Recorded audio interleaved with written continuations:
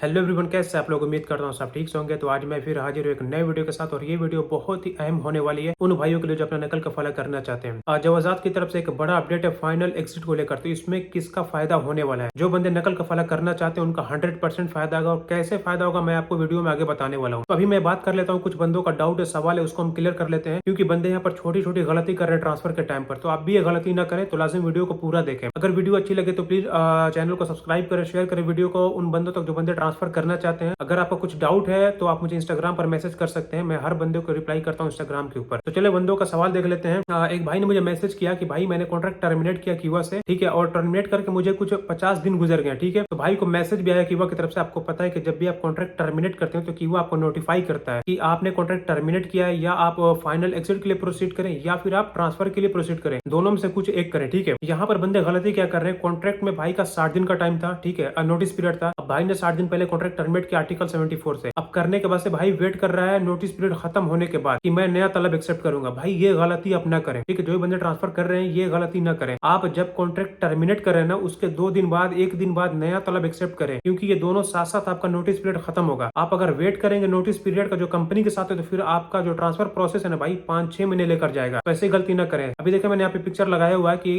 कीवा की तरफ से जो नोटिफाई करते हैं बंदों को जब आप कॉन्ट्रैक्ट टर्मिनेट करते हैं। तो आई होप कि समझ में आया होगा आपको भाई की वेट ना करें कि ये नोटिस पीरियड खत्म होगा फिर मैं अगला कॉन्ट्रैक्ट एक्सेप्ट करूंगा। नहीं, आज आपने कॉन्ट्रैक्ट टर्मिनेट किया मौजूदा कंपनी का, नेक्स्ट डे आप नई कंपनी का तलब एक्सेप्ट करें, ताकि वो अभी 90 डेज का नोटिस पीरियड जाएगा, उसके बाद से आपका ट्रांसफर मुकम्मल होगा। अब बात कर लेते हैं, एक और भाई का सवाल है कि भाई ट्रांसफर करने के लिए क्या पासपोर्ट का वैलिड होना जरूरी है? एक्सपायर पासपोर्ट में हम ट्रांसफर कर सकते हैं कि नहीं? भाई देखिए, एक्सपायर पासपोर्ट में आपका ट्रांसफर नहीं होगा, ठीक है। पहले आपको पासपोर्ट तजदीद करे, रिन्यू करे पासपोर्ट, फिर आपका ट्रांसफर होगा, ठीक है, क्योंकि एक्सपायरी पासपोर्ट पर ट्रांसफर नहीं होगा। अगर आपके पास किसी तरह का वायलेशन है, ट्रैफिक वायलेशन या कोई भी, तब भी आपका ट्रांसफर नहीं होगा। उसके लिए आपको सब कुछ क्लियर करना पड़ेगा। सब कुछ क्लियर करके आप ट्रांसफर के लिए जाएं। आई होप कि आपको समझ में आ गया होगा। अब भाई का सवाल है कि भाई अब फाइनल एग्जिट जाने के लिए पासपोर्ट की वैलिडिटी कितनी होनी चाहिए?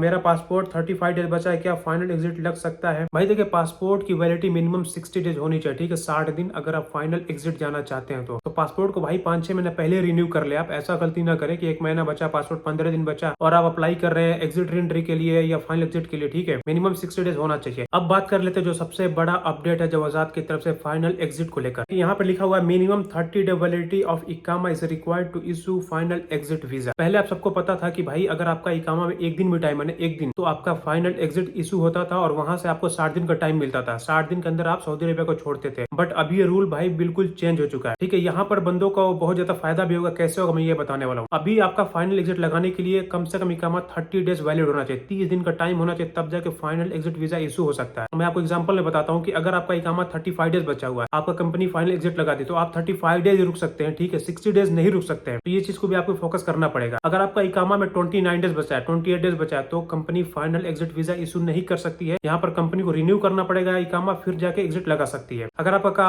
इकामा जो है 5-6 महीने वैलिड है, तो अब यहाँ पे अगर कंपनी फाइनल एग्जिट लगाती है तो आपको 60 डेज का टाइम मिलेगा, 60 दिन, जो 60 दिन के अंदर आपको सऊदी अरेबिया छोड़ना है। तो अभी आपको ये समझ में आ गया होगा एग्जिट का क्या हिसाब है, ठीक है। अब यहाँ पर आपको फायदा कैसे मिलेगा जो बंदे नकल कफाले या ट्रांसफर करना चाहते हैं। चले इससे बात कर लेते हैं। पहले आपको पता है कि पहले क्या होता था कि जब भी आप नई कंपनी का तलब एक्सेप्ट करते थे कीवा में, तो 90 डेज का नोटिस पीरियड पर जाता था। तो इस दौरान क्या होता था, बहुत सारे बंदों का इकामा भी एक्सपायर हो जाता था, ठीक है। तो कंपनी क्या करती थी, 2 दिन पहले या 1 हफ्ता पहले फाइनल एग्जिट वीजा इशू करती थी। तो वहां पर आपका इकामा भी एक्सपायर हो चुका है, तो यहाँ पर आपको कोई भी ऑप्शन नहीं मिलता था। आप लेबर ऑफिस को जाते थे तो वहां से भी यही होता था कि आपका इकामा एक्सपायर हो चुका है, तो एग्जिट कैंसिल नहीं होगा। एग्जिट कैंसिल करने के लिए इकामा वैलिड होना चाहिए। तो इस चीज से आप बच सकते हैं। अभी कंपनी आपका एग्जिट नहीं लगा सकती है, ठीक है। अभी कंपनी अगर 30 दिन का इकामा वैलिड है तभी एग्जिट लगेगा, अदरवाइज नहीं लगेगा। तो यहाँ पर आपको पूरा चांस मिल रहा है। यहाँ पे 1 महीने का आपको टाइम मिल रहा है। अगर कंपनी आपको उस दौरान एग्जिट लगाती है, आपका नोटिस पीरियड चल रहा है कीवा में, तो आप कीवा से अपॉइंटमेंट बुक करें लेबर ऑफिस का, वहां से आपका एग्जिट कैंसिल हो जाएगा, क्योंकि वहां पर आपके इकामा वैलिड टाइम भी है। तो इसलिए आप अपना फाइनल एग्जिट कैंसिल करवा सकते हैं लेबर ऑफिस से, कोई मसला नहीं होगा, क्योंकि यहाँ पर आपका इकामा वैलिड है। और फाइनल एग्जिट कैंसिल करने के लिए इकामा का वैलिड होना चाहिए। तो यहाँ पर तो आपका भाई 30 डेज मिलेगा आपको, ऐसे ही आप कैंसिल करवा सकते हैं, कोई भी मसला नहीं होगा। और मुझे ऐसा लगता है कि धीरे धीरे जो फाइनल एग्जिट का मसला है ये भी कैंसिल हो जाएगा, सऊदी अरेबिया के अंदर ये खत्म कर दिया जाएगा। तो अगर आपको ये वीडियो अच्छी लगे, इन्फॉर्मेशन अच्छी लगे, तो प्लीज शेयर करें उन बंदों तक जो बंदे नकल कफाला करना चाहते हैं। अगर आपको कोई डाउट है, सवाल है, तो आप मुझे इंस्टाग्राम पर मैसेज कर सकते हैं। तो ओके भाई, मिलते हैं आपसे नेक्स्ट वीडियो में।